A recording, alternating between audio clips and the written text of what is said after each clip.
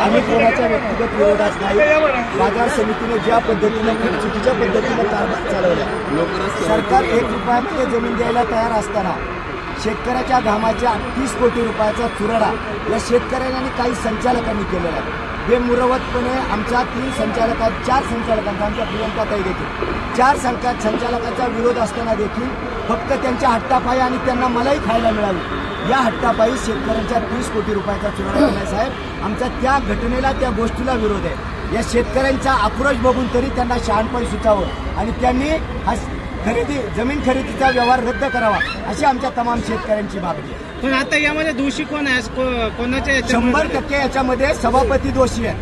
कायदेशीर बाबींची कोणतीही पूर्तता न करता त्यांनी त्या जमीन खरेदीचा व्यवहार केलेला आहे आणि तो व्यवहार देखील रात्रीच्या काळ्या अंधारात झाला आहे। नारंगावच्या कार्यक्षेत्रामध्ये आमची वारुळवाडी येते, तिथं दुय्यम निबंधक कार्यालय असताना जुन्नरला रात्री 6 नंतर खरं तर त्यांनी हा व्यवहार केलेला आहे। त्याच्यामुळे चोराच्या मनात चांगलं असतं। जर तुम्हाला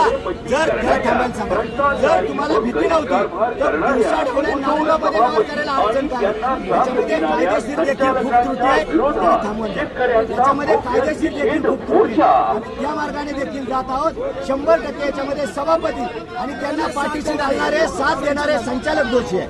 खरेदी खत जर झाला असेल तर ते रद्द होणार का? 100% खरेदी खताला ज्या 12/1च्या परवानगीने सन्माननीय पणन संचालकाने परवानगी दिलेली आहे, ती 12/1ची परवानगी रद्द करावी लागेल।